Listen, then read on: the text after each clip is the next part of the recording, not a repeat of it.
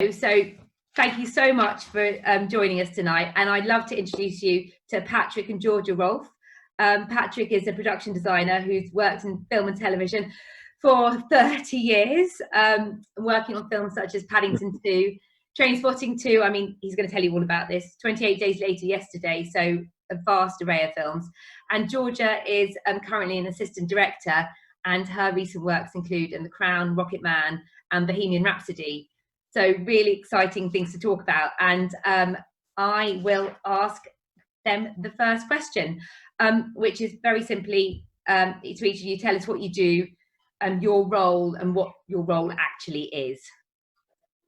So in the simplest terms, basically whenever you're watching, everything that isn't the actor, isn't on the actor, comes under my remit. So the look of the sets, the colours, the tones, the props, the locations, a location-based project, and all the design vehicles.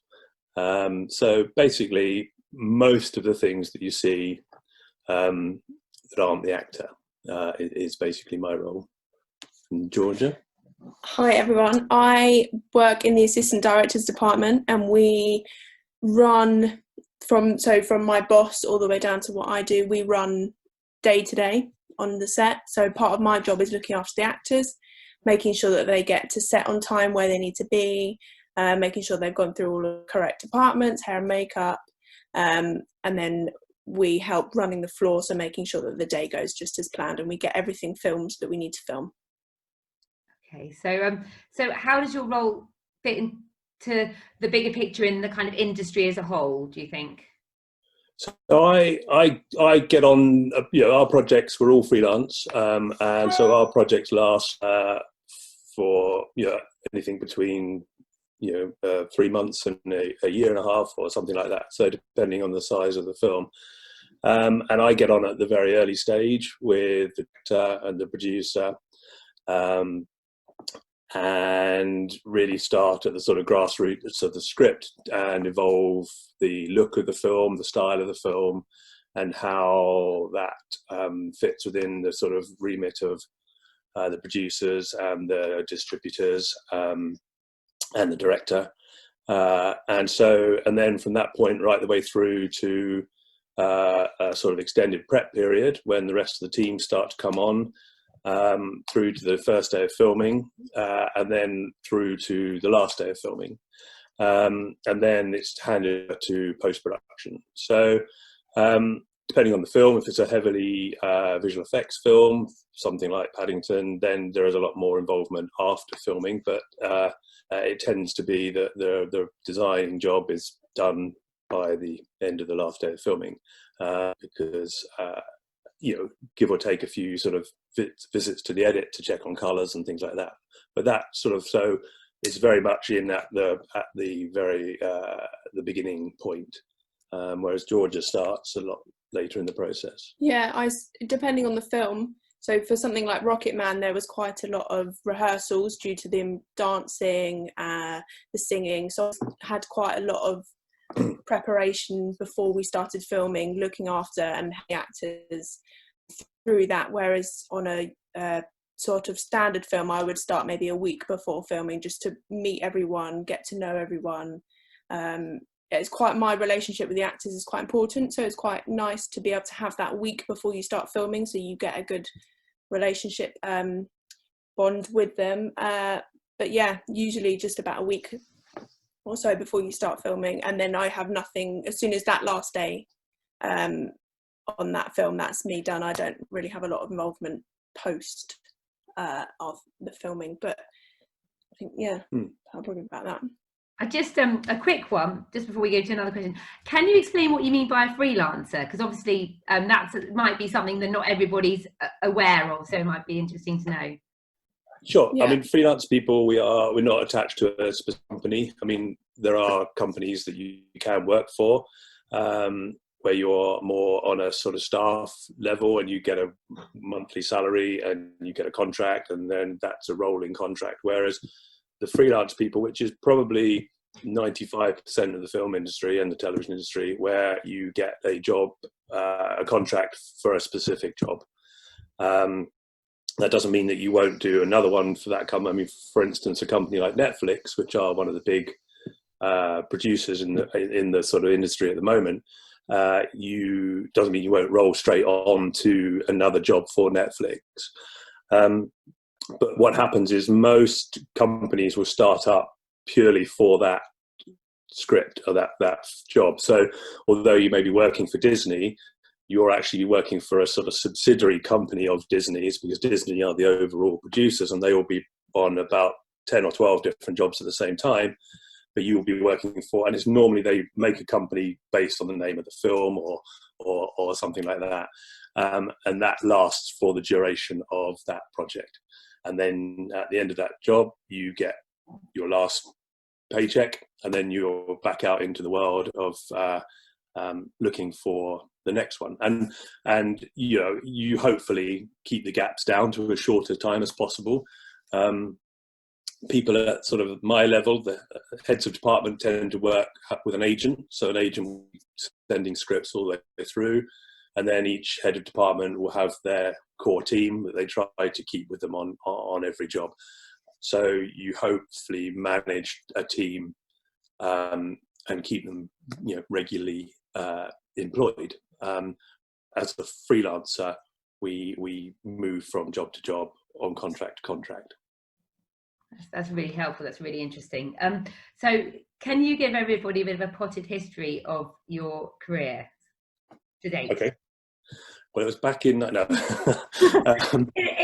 short version is I came through theatre. There's many different ways, which I'm sure we'll go into in a bit, to get into the industry. There's lots of different routes, especially into the creative roles. Mine was through theatre from school. I worked in theatre at various different levels, and got to the point where I was getting a little bit, needed a change.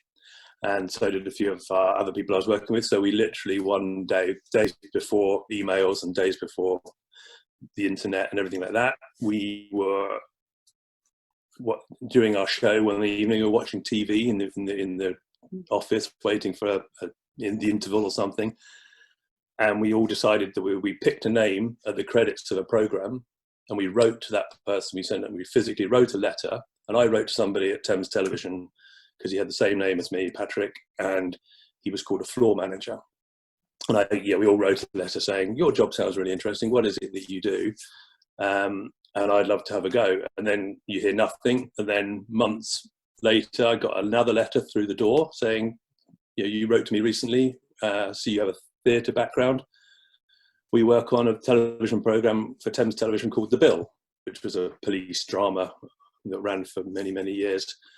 And I got 2 days work on that, on some additional filming that they had to do, and then nothing for a month, and then I got another call saying we've got a week's work, and so on and so on. And then Thames TV, which is who made The Bill, lost their franchise. So television companies had franchises and they lost theirs, so everybody was made redundant. But what that meant was all the people I worked with went freelance, as we've just spoken about. And suddenly there was this pool of designers, and I was an assistant, went out into the world doing projects. So I did a lot of kids TV, worked for companies that did kids shows like Mike and Angela, did a lot of comedies, things like Birds of a Feather, and just built an understanding of what the industry was about and what it was like. And then, one designer I worked with sort of got his first film. So I went to work with him home and realised that he got more time, normally a bit more money. I mean, it's changed now with the way that TV has progressed, but you had a little bit more time to be creative and a bit more time to sort of, to use a cooking term, marinate the details of what you were going to do. And realised that I really enjoyed in film more than TV at the time. So focused on that, and then went through. I really liked the idea of being physically by the camera, and so there's a very key role which is a standby art director, and that person is the art director on set on the physically every single day of filming. and ears of the designer who isn't on set every day because they're getting other sets ready and things like that. So that was a really interesting place to be. And then I kind of came through that and started art directing. And then there's a role called the Supervising Art Director, which is what I've done for a lot of my career, which is a kind of more of a management role where you handle all the schedules, the budgets, all that stuff. And then you can suffer creatively from that because you do spend days looking at Excel spreadsheets and numbers rather than drawings and pictures. And then moved into designing. And as a designer, you work with directors and because that relationship is so important. And Danny Boyle is a director who I worked with 28 Days Later back in 2001, and he has picked me up as a designer as well. So I've done 2 or 3 projects with him as a designer, which is great because obviously he's got a high profile and makes really exciting and interesting films. So that was kind of my route through. I mean, and Georgia's route was... I started out, I didn't go to university, so I went straight into work, and one of my best friends runs a production company, and they do a lot of social media and they do a lot of events and conferences and stuff. And then I did that for a couple of years, and then I decided I wanted to get into the industry. So Patrick was working on Paddington 2 at the time, and I asked him to give me some contact details for the first assistant director on that. And I started out doing work experience. So I did some work experience, and then that, unfortunately for them, one of their crew members was leaving in our department, and they filled that gap with me. And then that first assistant director has then employed me a few jobs since and has kept me in his team. And then I've branched out a few times and I've met other first assistant directors, and then I've worked with them. So I've just sort of built the contacts along, and then jumped from film to film with different people. But I've definitely kept my employment from one specific first AD who kept me in the industry. But yeah, that's so important, isn't it? Keeping network with people and then making sure that every job lasts, and you really, that's really cool. And so Georgia, first, what's been your career high to date, and then we'll ask Patrick. Gosh, I think any career high for me has been watching a film that I've worked on screen. So anything that I've done, and then to see it on screen and see your name go up at the end, and also hearing from people. So a film comes out that you've worked on, and you might tell your family about it or post it on Facebook or whatever, and then someone says to you, oh my gosh, that was amazing, that film, tell me more, where did you film this, how did you do that?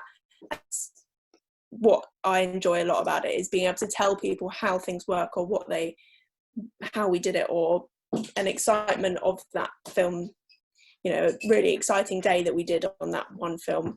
That's exciting for me. I think watching the films at the end, whether they're good or not. I mean, I think one of the key things about, and what makes the industry, not just the jobs that we do, but the whole industry quite interesting is, and again, being freelance, is that every job, so twice a year, you maybe could do 2 jobs a year if you're lucky, maybe 3. You're doing something different, and I could be on a film about the infected, and 28 Days Later, and then the next film will be about Fluffy Bear, Jane Eyre, or Paddington or something like that. So there are always moments within the job where you go, wow, this is, and on Yesterday, the film that lasted with Danny, we went to some incredible places. We were in Red Square in Moscow at 2:00 in the morning, and we were behind the Hollywood sign in LA filming. And you pinch yourself, because I'm not, as I've told you, my route, I've come through a kind of very circuitous route to get to places like that. But if I pick one moment, it would obviously I was very fortunate to win an Emmy. I won an Emmy a few years ago, which was quite spectacular, to go to a proper award show in LA, completely unexpected to win. So I hadn't even prepared a speech. And it was a sort of very kind of hilarious sort of, I had we were up against, I did a period drama called Jane Eyre. Obviously you know the book, but for the BBC, and it was very low budget, and it was shot very sort of simply, and very. But it was up against some very big American film productions, and kept going, thinking, we'll never win, we never win. And then they called out my name, and I had to do the walk down the thing and get up on the stage and give a speech. And the Emmy now is in our front room, so that is a pretty high point for me, and something that I'll never forget. For anyone. Oh my god. So and this is so different because you have to be very different people to do each job, but what kind of person do you think you need to be to do the jobs that you do? Like, are there certain character traits, skills that you have in particular, or you would that people would think, oh, I'm a bit like that, I would suit that role? You need to be a calm person. Most important, you need to be calm, you need to be organized, you need to obviously be, but you don't have to be creative. I mean, you have, depending on what department you want to work in. If you're there's all, I mean, what's so great about the industry is that there's something for everybody. There really is. If you're an extrovert, you want to be by camera, you want to be that person, you can be, like Georgia does, bossing people around, shouting people where to go, what to do, or you can be the person who sits behind a drawing board and does beautiful, immaculate drawings, and has little contact with, so it's such a broad umbrella that could, but so I think the trait is that you need to be hardworking. You need to be very, be prepared that there are some very, very long days. That's one thing that is never changes in the hours that you do are. It's not a job that gives you, a social life while you're doing it. It gives you a social life after you've done it because you have time off between jobs. So it's a job that you have to really be dedicated to. That's for sure. But the rewards are great. As I say, you get to be in some incredible places, you get to meet some incredible people, and you hopefully make things that make people happy, and enjoy watching.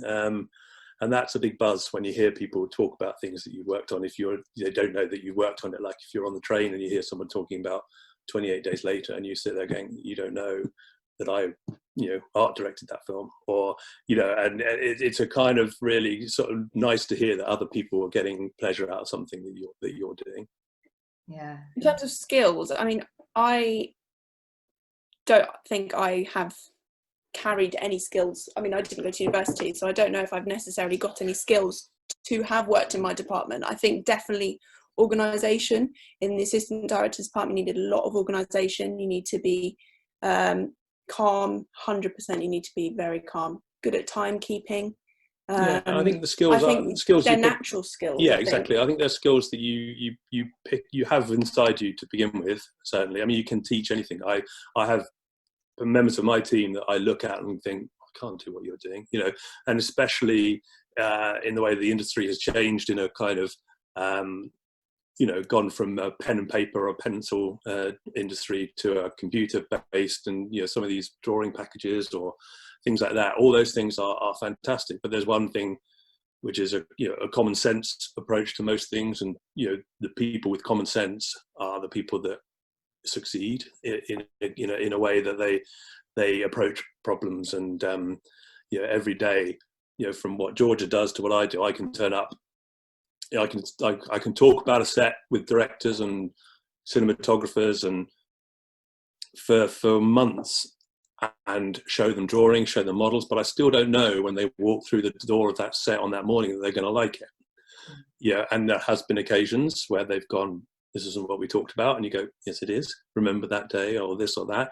And if the actor walks on set and doesn't feel comfortable on the set, then again, you can go, okay, well, so you have to be firm and go, no, this is what, but you also have to be prepared to kind of give and take and be malleable and say, well, okay, well, what can we do how can we make this better or make this work?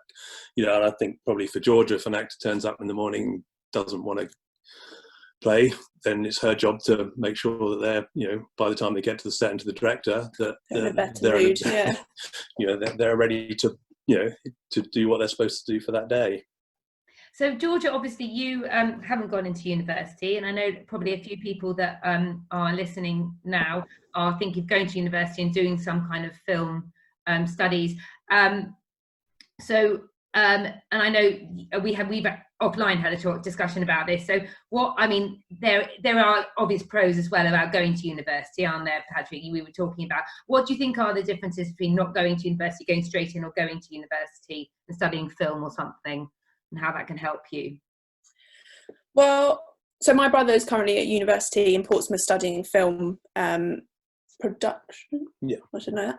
But and so he has taken that route and he's loving it. He's very hands-on. They're doing a lot of filmmaking. They're doing a lot of they making a film and they're picking their department. So it's like you're doing it in the real world. So I think there's a lot of pros, and I think I work with a lot of people who have come via university as well. So there's definitely a split in my department, whether you go to university or whether you don't. And I think you build all the kind of skills at university that you would do if you were doing work experience or. I also thought, but I think that what going to university or to film school or academy or whatever it is gives you over perhaps what Georgia did or perhaps what I did is that if you don't know, I always knew which path within the industry I was going to go down. I was always wanting to be a theatre designer, so I was always going to be that. And I think Georgia always knew that she wanted to be in the world she's in. But going to university and to doing there's so many different courses out there now, practical courses to theory courses, that it gives you a really good broad understanding of all the different roles that are available to you that you wouldn't know about otherwise. And quite often people that have gone to university will come into a film and then they'll see somebody else doing something. They'll go, oh, where did you learn that? And they'll go, oh, we did a whole term of it at uni, and you go, okay. So they will then pick up those skills via YouTube or sitting after work and working with that person and learning new things. But I think the 3 or 4 years or whatever you do, if you did a postgrad at a film school or what have you, really lets you understand the kind of broad spectrum of all the different roles that are out there.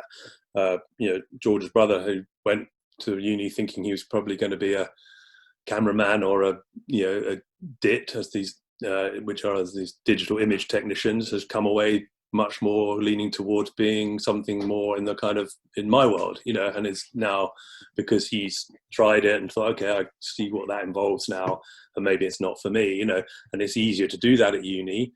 But at that same time, he's been able to go, well, okay, I can see that there's this term they're looking for a designer for this film, or I can do it about whatever. So that gives you a good training, a good broad training, and then when you leave, you will have more of an idea of where which area you want to then hone your ambition towards.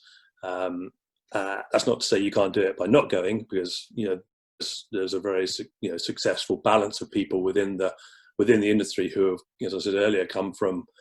A lot of people in my department were architects, were trained as architects, and that's 7 years or whatever it is to be an architect trainer. And then at the end of that, I've gone, I don't want to go and draw. I want to go and work in something that is more creative, maybe. So theatre, film school, university, architecture.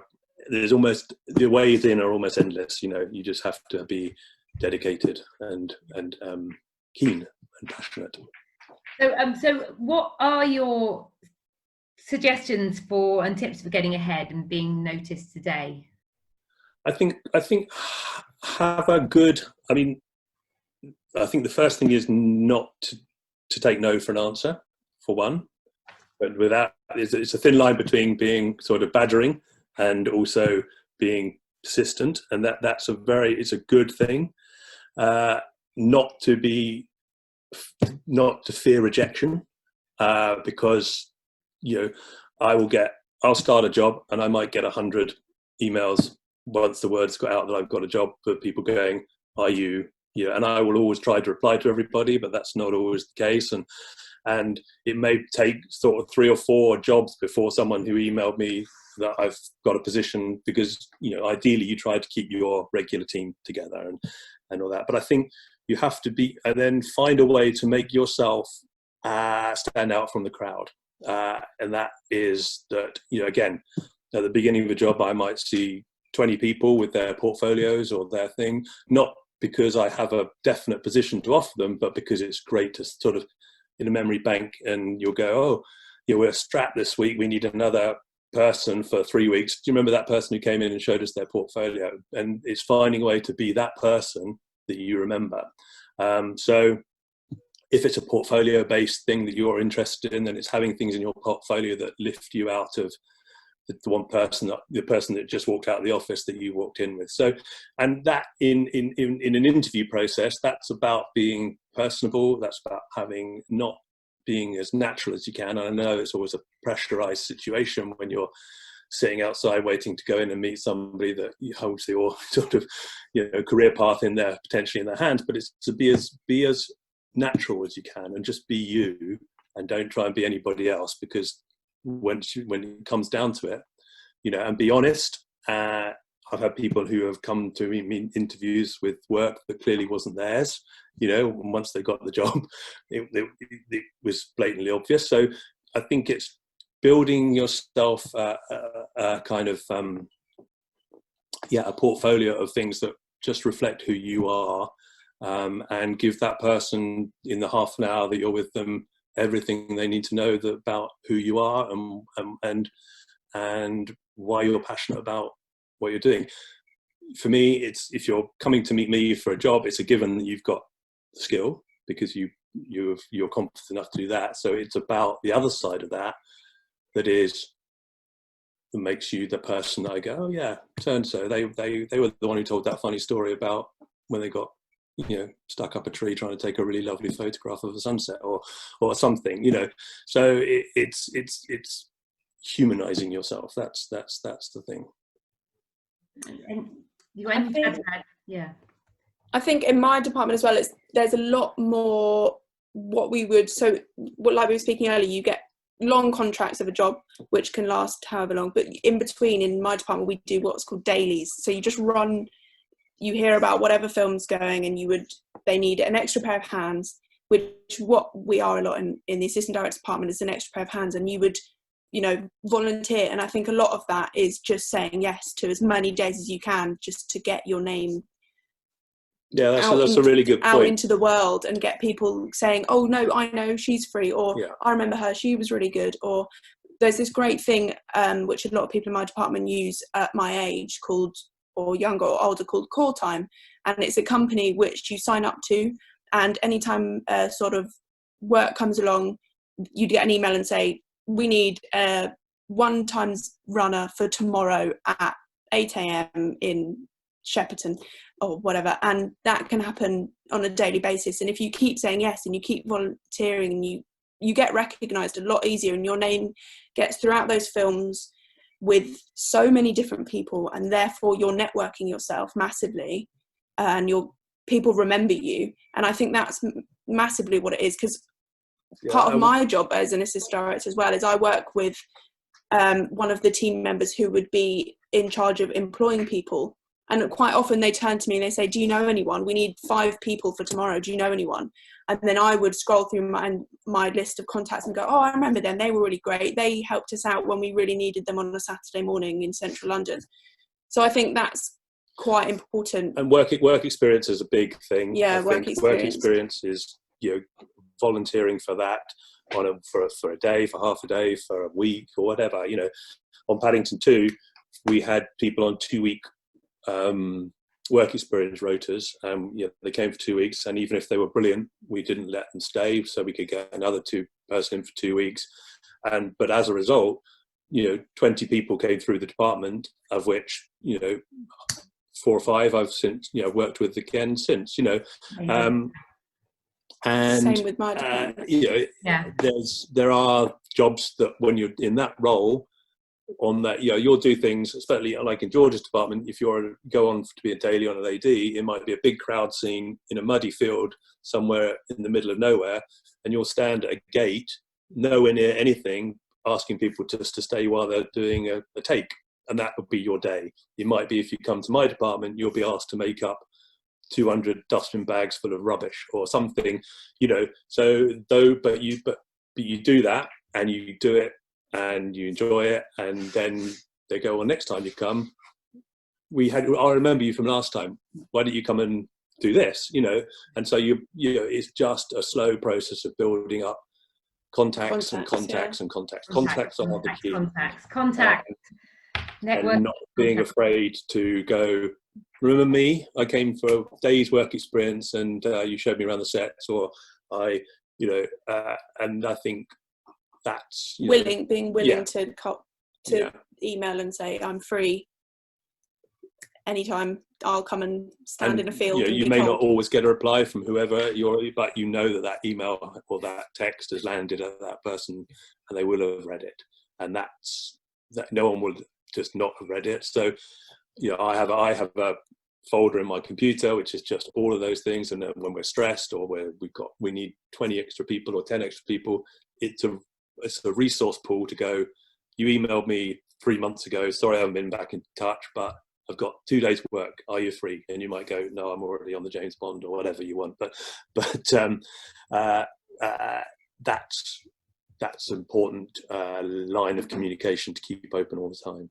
Okay, that's really helpful. I've just got one other question, and because a lot of the people that we work with don't live in London, and I know obviously if you're free to drop of a hat, it's much easier if you're London based, and I just wanted to know if you had any kind of tips on that. I know we spoke about this offline, but like of how people can get ahead if they don't live in London or aren't there so easily. Well, I think although it still is London centric in terms of an industry, it's not completely in London. There are very good hubs around the country now where film. I mean, Cardiff is a big place for making. From once Doctor Who was there, and Dark Materials. Cardiff is a very strong centre of filmmaking. As is Manchester, Liverpool, Glasgow. So the cities are obviously the places, but within that, if you get a job, there are places you can be put up. There's companies or support people like via Facebook and things like that. People within the industry who have a spare room, and if you're there for a week, they would probably so there are those kind of places. Learning to drive, if you don't drive, having a car is a massive. I couldn't employ somebody if they didn't drive. Not because yes, there are distances that you travel, but the hours that we work. If an average filming day is 11 hours long from the first time the camera starts turning to when it finishes, but either side of that is prep time and wrapping up time. So it's quite often, Georgia is one of the first people at work every day, and she's at work by 5:30 in the morning, and is, way before public transport. And quite often, your day's work is in the field, as I said before. You get a call sheet and it tells you to go to this location, and you turn up there and you realise that you're in a car park in the middle of nowhere. So being mobile is a very important thing to have as your, probably your most important piece of equipment would be your car, or the ability to drive, not even necessarily to have a car, because there's always a way around, and cars can be hired and that sort of thing, but it's just to have the ability to drive. And then I think most councils, most places will have a film office. So a film, because if we were filmed, the film I did yesterday, for instance, the one with Danny, we filmed a lot in Norfolk and Suffolk. So there is a film office there that will obviously help when we're looking for locations and things, and they will keep a database of local people as well. So they will say, we're looking for these people, and quite often films will get funding from the local screen commissions or things like that. So therefore you will then have a ready-made base of people that are within the area. So I would work out that if your local councils or whoever have a film office, if they keep a database of people that are keen to work, or that work in the industry or are keen to work in the industry, that if local productions come, then you can be attached to those. It may be that's a good way. But also relatives, friends, I have my team, people who live in Glasgow, they live in, they come from all over the place. I've got somebody in this job who came from Bahrain, and she came and worked over here from Bahrain, and stayed with some family friends in London or what have you. So it almost doesn't, it helps obviously if you're working in the same place that you're filming, but it's not an essential thing. I think there are ways that you can get around it. And definitely, hopefully filming is normally 5, sometimes 6 days a week, but predominantly 5 days a week, so you can get home at weekends. And I think people are moving out, the industry is moving out of London. A lot of these new studios like Disney are opening studios near Oxford, and there's some opening in Kent. So there are the sort of studios will start to move out more into the country. So I think the film industry will get more evenly spread across and that I mean, I know it's an actual directive to try and spread the demographic and to spread the geographic of the film industry across the country more than it currently is.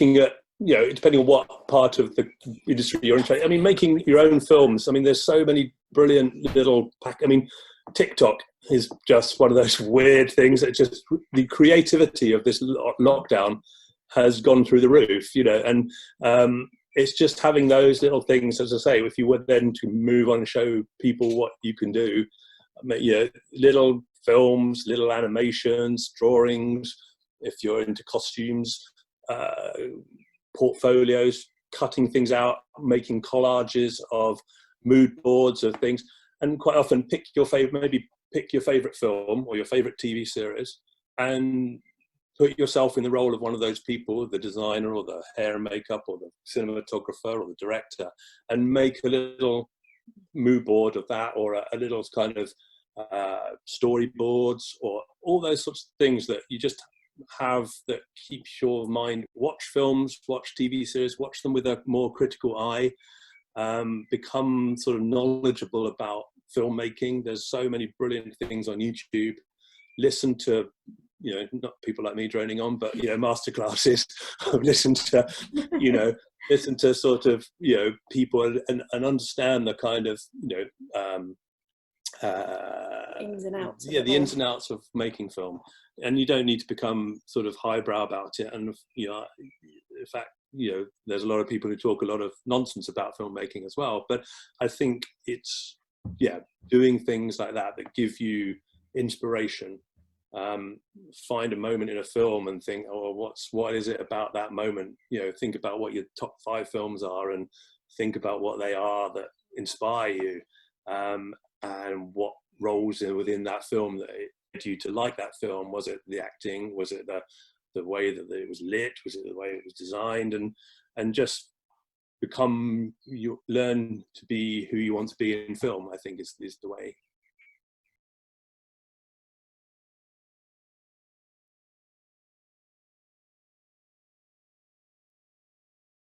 With a film, you have an event every day for 12 weeks of filming, and therefore you're leaning every day. You've left yesterday's event behind and you're moving on to the next one. And an event, you have a lot of prep time, and it might be a repeat event from the year before, so you understand the relationship with the people that you work with. Whereas in a film, or TV world, you tend to, although you try to work with the same directors and the same producers, quite often you'll get out of sync and you won't work with them for 4 or 5 years or what have you. So being able to do both, I think at this stage is probably wise in terms of, until you know which world you really want to fall in. But I think that there will come a point when you'll realise that you have to hone yourself down one path. And the closest thing in our world to an events world is probably commercials. They tend to be a slightly more high end design, stylistic. Those sort of commercials that are closer than perhaps filmmaking, because we are a lot longer and a lot slower, and our deadlines are way away. That moment of an event on the first day, that first night, the closest thing I have had to doing events was doing theatre, I suppose. I think in terms of skills, though, I think your skills are totally transferable. I think regardless of what you do, and I don't know what you would do for your event company, but whether you were the designer of that, whether you were the producer of that event, you're doing what we do. If you came over and you designed a film, or if you came over and you were a producer and you turned to what I do and you're a runner, you're running the show, you're still running around like a maniac on the day. Yeah, I do like production assistant sort of stuff. Very similar. Yeah, exactly. So that's basically like what I do. So you totally, your skills are totally transferable from one to the other. Just looking down the questions, well, we'd skip one there, which I don't know if you did it, but from... I've skipped a few, I've been going up and down a bit, so, but sorry. So go on, Patrick. Just to say, being a runner is a good way to get it's probably the best way, if not the only way. I think running is if you're a good runner and you're prepared to be that person, then I think that's the perfect way to get in. Every department needs a runner. You only have to physically run about 60% of the time as well. So you have to be physically fit. No, you don't. No. Every department has runners, more than one mostly, and those people are the kind of engine of each department. I would be nowhere without my runners, and they are, they're a very, very important member of the team. And that's how you build and you work your way up as well. You can then kind of see where by looking at your peers and who you work for, you can then see where you would like to end up in your goals. And I think that's important. I think you will find there will be days as a runner where you're just going, making another, cup of tea. I'm getting them another sandwich, or I'm, photocopying 1,000 things, but that all is part of it. We all did it, and it and pays I think, off. The people that do that and do it well and do it, are the ones that get recognised. And then next time they'll go, don't worry about that. Here's can you do this little drawing for me, or can you go make sure that or just be on set with the ADs or the sound, whichever department you're interested in. So running is the best way to get in. It's a very, very be prepared.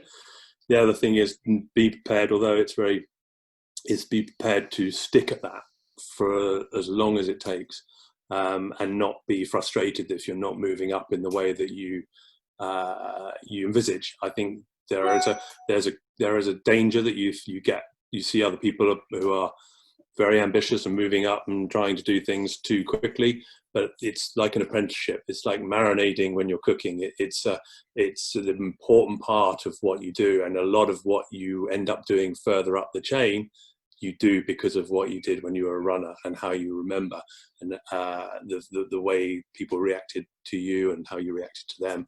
And so it's a vital grounding base for what you end up becoming as a sort of your career.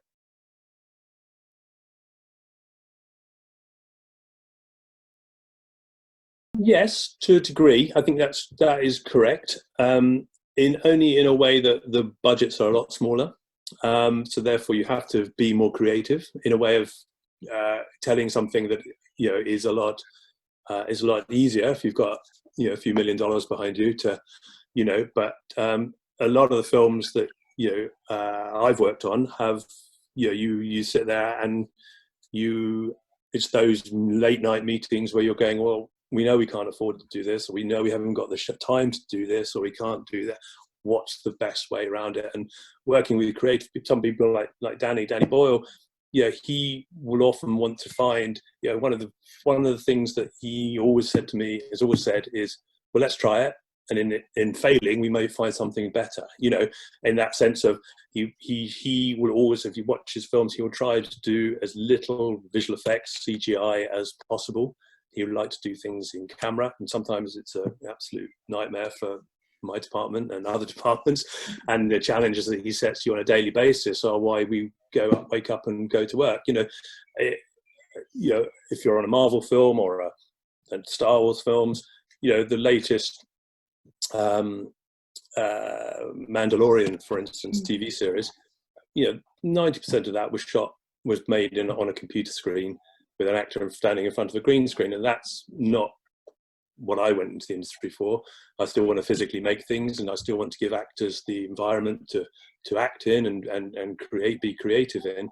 And I think so. Yes, I think the bigger the production, more money, more problems, of course. Yeah. But at the same time, because obviously you're the pressure to you have a sort of people above you who want you to repay their money that they've paid put into it. And you're doing a film like Paddington 2.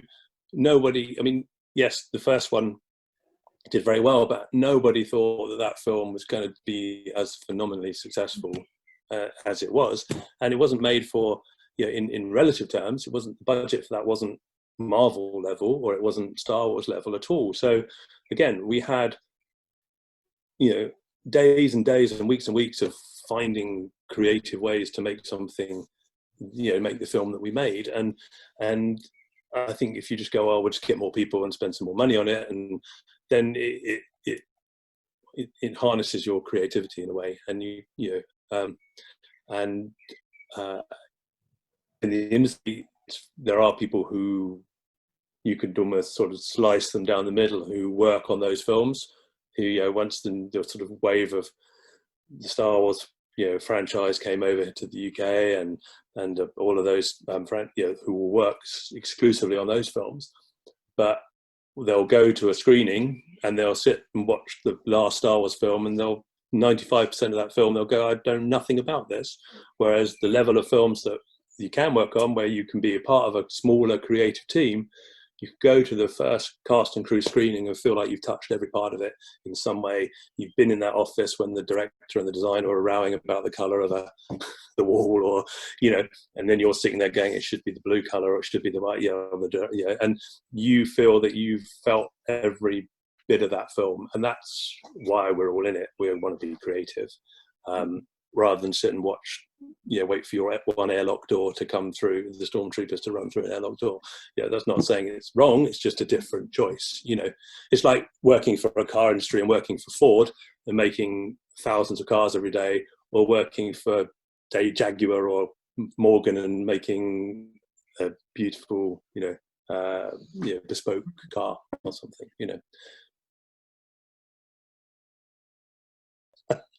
Yes. No, I mean, it's as risky as you make it, to be honest. And whatever industry you're in, the film industry at the moment is and in a boom, or was up until recently in a boom time. So being a freelancer in the film industry was probably a great job to be in, or still is, in that you could work as many hours as you were prepared to on many different productions. It was very busy, wasn't it? Being freelancers, in a situation like this, all after 6 weeks ago, the industry ground to a halt. Everybody shut their doors, and we're all unemployed.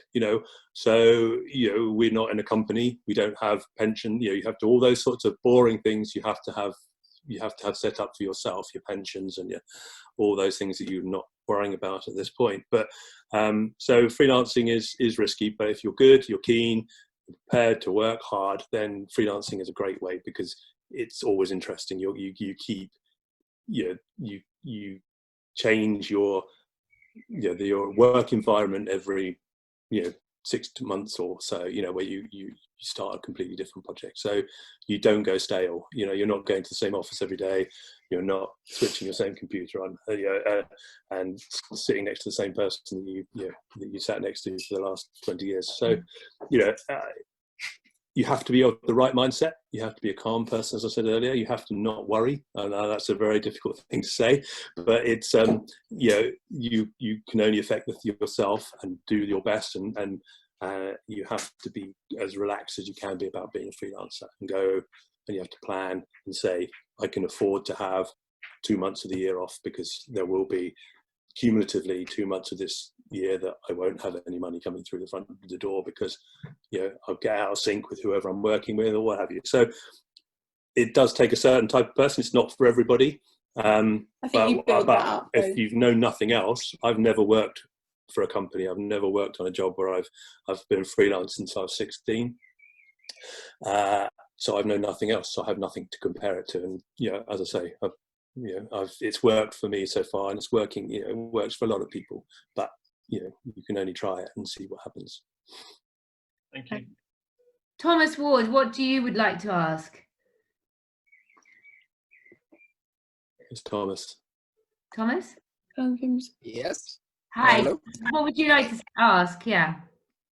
So I'm doing a creative writing degree, and I was wondering how far the production design area of film industry kind of influence the screenwriting and the scripts of certain projects, if at all. That's a very, very good question. Not enough. What it needs, quite often a word on a page can be, for instance, no film ever, or you're very, very rarely would you do a film to where it is on the page. I did a film called Rush a few years ago about James Hunt, Formula One film, and got sent the script, and I opened the first page and it says Japan 1976, and you go, oh great, you've never been to Japan. Page 2, Rio, and you go, oh great, and thinking this is going to be a film that's good. And we did virtually 90% of that film inside the M25. So that's where the design and the writing comes in, is that you for writers, it's very important to know the sort of nuts and bolts of filmmaking, and how the significance of a line on a page can cause there's a movie magic scheduling thing, which is how we break down a script and tells you, and the joke is, in the film Ben-Hur, they just wrote the chariot race, and it was on the page, an eighth of a page, because that's all it said, and it took 2 years to film, and it was like, so there are consequences of the words that go on the page. So it's a long time thing that I'm trying to do, along with a lot of location managers, is to hold kind of like a creative forums for writers to say, come out with, or get on a bus, come and drive around London and look at all these locations, and then write something based on what you've seen, and make, because that might be a sort of two-way street, that it would creatively inspire writers to come up with something based on something they've seen. The film I'm currently working on is set in 9 different countries, but we're filming in 3 countries. So we have to, find ways of making the script work for the locations that we find. It's set in, it goes from Syria through to the Rio Olympics in Brazil, and we're not going to Brazil, we're not going to Damascus, but we're going to Istanbul, and we're going to the other places. So it's the link between the writer, and that's why I was saying at the beginning of certain creative departments getting on at a very early stage, and the relationship of a writer with their director is very important as well. Danny has a very strong relationship with his writer, and other writers, but have directors, and they stick with and that really helps as well. Do you have any advice for people who want to get into maybe writing a full film? What areas they could maybe start at? In terms of, I think most films, and often I'll start on a film with no script. There'll be a synopsis, there'll be a, or a kind of treatment, and then the script gets developed. I've done films for people like Mike Lee with no script, but I think you have to, short films are a great way to start. Get films made. Anybody should try and make short films. That's a general piece of advice. And certain companies, production companies in the UK and certainly in America as well, will watch those short films. They will take in those things and quite often, do apprenticeships almost for writers, and there'll be writers' rooms. America run a system where they have writers' rooms, and they, often American TV series will be sort of written by a group of people, and they'll give the junior to a couple of scenes to write first, and then that gets expanded. But good ideas are always there; they're all out there, and it's just getting them down and making sure that your is firstly considered as your idea. Don't send off a thing to a film company and go, I've got this really good idea, and then lose your, it's amazing that film Yesterday that I did about the guy who was the only guy who can remember the Beatles, how many people came out afterwards and said, that was my idea. And, it's an idea that obviously a lot of people have had the same idea, but the writer had, logged it as his idea or wherever it is. I don't know. It's not an area that I know about, but yeah, it's start with short films. Definitely start with short films. Something 15 minutes long, 20 minutes long. Get it made with a group of like-minded people if you can, and then that's a really good way to sort of showcase what you can do. Josh has asked, and other people have asked, what's the best place to find contacts? They're assuming LinkedIn, but you must have your own industry kind of portals as well. LinkedIn is good. LinkedIn is a little bit, LinkedIn is a good place, but the knowledge, there's a thing called the knowledge. That's a really good thing to get hold of. It's the industry Bible. It's online. I think you can, and that will list, I'm in it, everybody's in it, and that's got a list, a lot of contacts, and you can contact people directly via the knowledge. I get a lot of inquiries about work through the knowledge. Another way is just to call the studios, and say, what have you got? Depending on who answers the phone, it's a bit like phoning the doctors, depending on who answers the phone. Someone might say, well, Star Wars is starting up this week, you should write, and then you can send a letter or an email to the studio or what have you. So it's just finding those ways and Call Time Company. Yeah, Call Time Company. Call Time Company is, like I mentioned, a company that my department would use for hiring people, and you basically upload a CV, whatever's on it, and then my boss, so a first or a second AD, would then call if they're looking for work. And that's a really, really great way for runners to get out there. Most of the people that I work with started out on Call Time, and it's helpful sort of base. Each department within the industry will have their own guild as well. So there's a art department guild, cinematographers guild, I'm sure there's a sound recordist guild, a costume designers guild.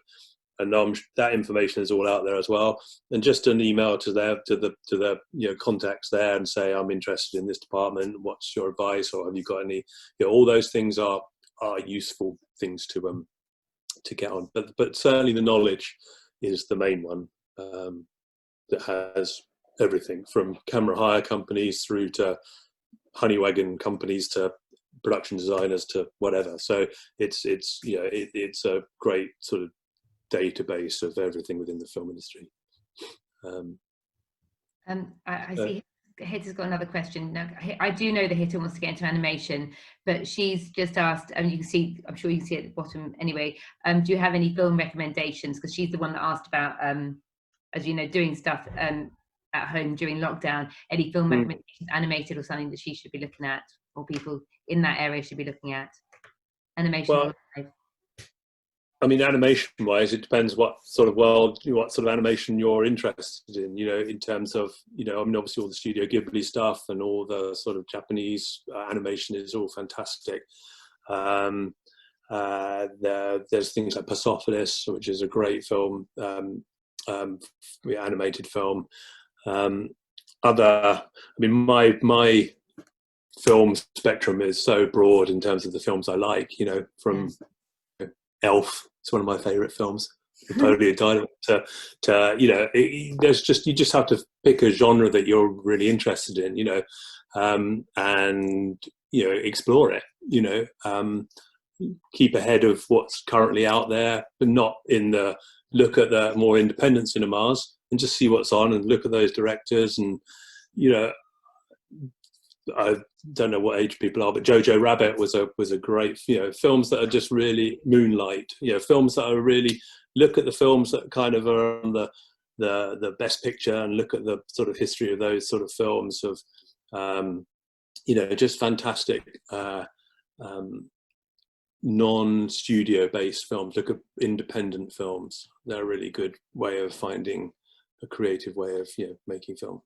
Award show winners, like when you watch award shows back and the credits go up of who's been nominated or who won, and it's best independent film, best film, and you sort of go, I've never seen that. And then from that, I've watched some of the best films I've ever seen just purely from watching an award show. So sometimes you do find films that you would never have heard of via watching I don't know, the Oscars or the Emmys or something. So a lot of the time I find a lot of films via that.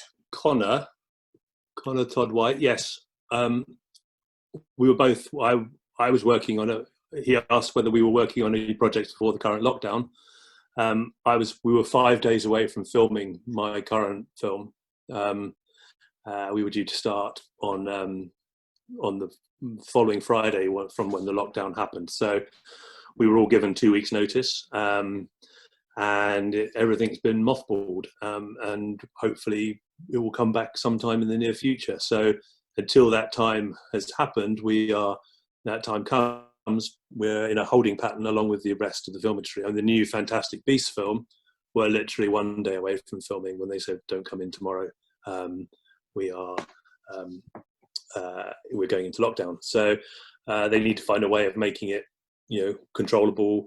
It's an industry that involves a lot of people working very closely together, often in quite small spaces. So they need to find a way of making that a safe and environment to go back to.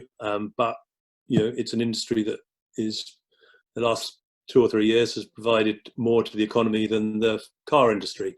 So it's an industry that the country needs and wants to get back on its feet. So that is what we hope for.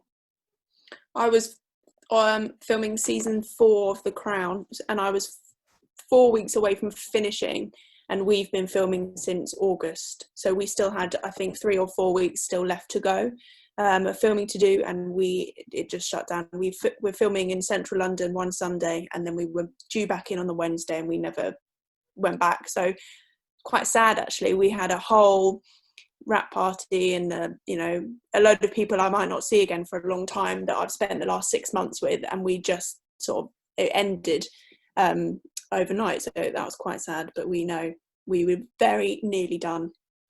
And Lisa, when you started freelancing, did you feel worried and questioned if it was the right career choice? Yes. You'd be lying if you said you didn't worry about the regularity of it. But I think that, going back to what I said earlier, if you have to have faith in your ability that you are able to do that. Have another string to your bow. Not be prepared to work in a coffee shop in the time between if you have to, or do whatever you need to do, but be strong and you'll quickly find out whether it's the right thing for you or not. But you at the current time, it's a good time to be coming into the industry. Definitely, we were pretty at capacity. When, as I say, I was bringing people in from Bahrain to work in my team because everybody else was busy. Well, not just for that, she was very good, but obviously, it is a good time to do it. But you can only know your own personal background in terms of your support, and you need the support of a good team behind you. But it's worth it. The dividends are, it pays off. You end up doing really exciting things, and that makes it all worthwhile. I think we've got one more question. I think Lillian asked quite a good one, so we should go with that. Currently doing my A-levels, but still unsure about uni. I'm looking into set dress designing, as I think it's been an ambition of mine. Do you think that would be better to go straight into work or do a course at uni first? What is your course going to do, Lillian, at uni? What is the actual course?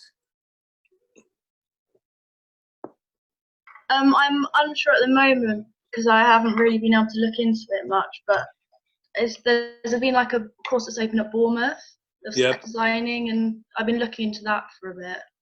Bournemouth is pretty good. Bournemouth is one of the sort of industry go-to universities, definitely. If if you're set on set design, as it were, then I think going to university is still a good thing. You still have your summers and your winters to do work experience, and what universities do as well is they place people, and that is a very good way of. I've got someone who's at Swansea who came up and did some. The tutors and the people who run the courses are often ex or still industry professional people that have great contacts as well. So if you use your summer times and your holidays to build up your own contacts and do your own work experience, but also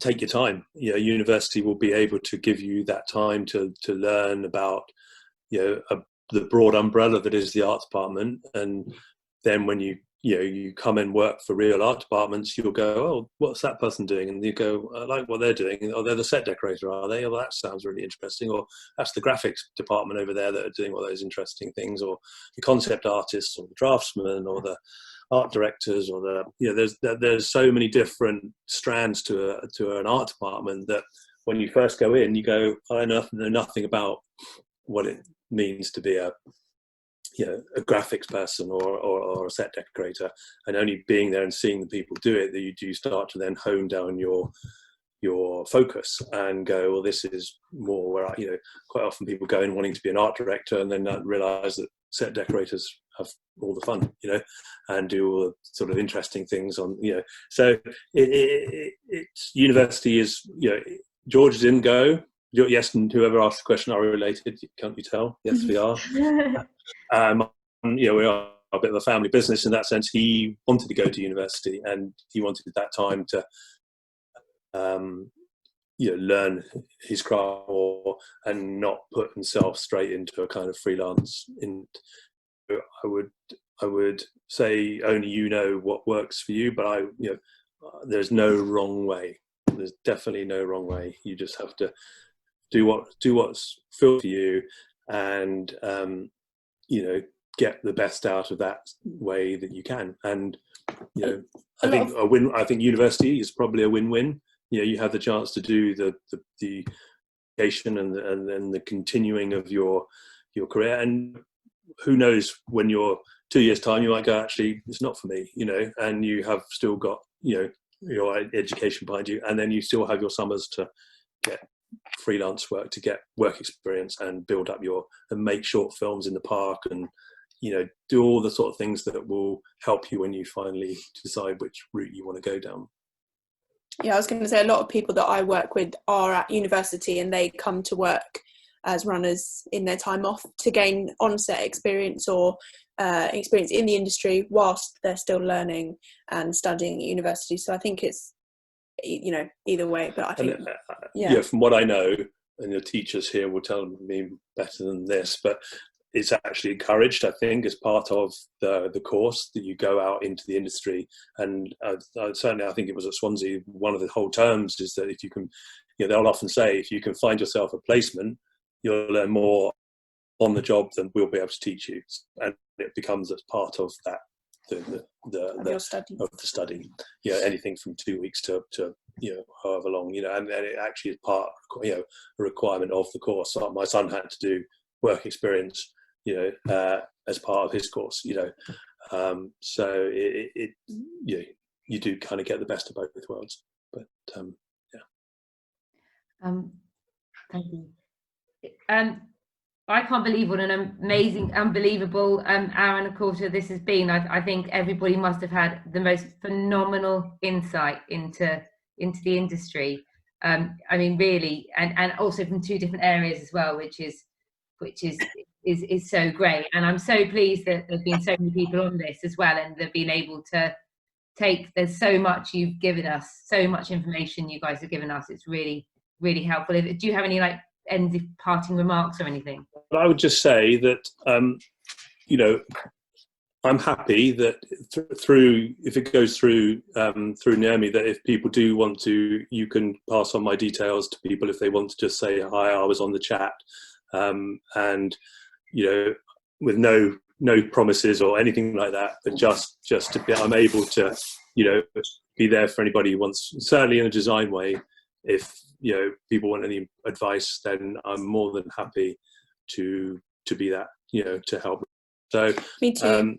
Please, yeah, do pass on my details. And as I said before, if you don't get a reply straight away, don't hate me. But you know, I will. Now's the time, though. I will reply. Yeah. But you know, Now's the time. it's very hard in an hour to tell you everything that there is to know, and you probably have questions that you'll think of afterwards and go, God, I want to ask that, or I'm sure this, you know. So, you know, I'm happy to do that as a you know, and see where we go. Really, really, really kind of you. And I think, guys, you should, everybody must take up on that, especially now, because before you get really busy in a film and still get bed again.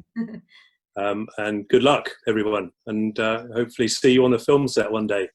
Yeah, thank you. Definitely. So much. Thank you. That was very, very kind of you guys giving your time. I really, really appreciate it. You can see that everyone has. So I'm going to turn everybody off, but that was brilliant. Thank you ever so much. Thank you. Thank No you. Bye bye. Bye bye.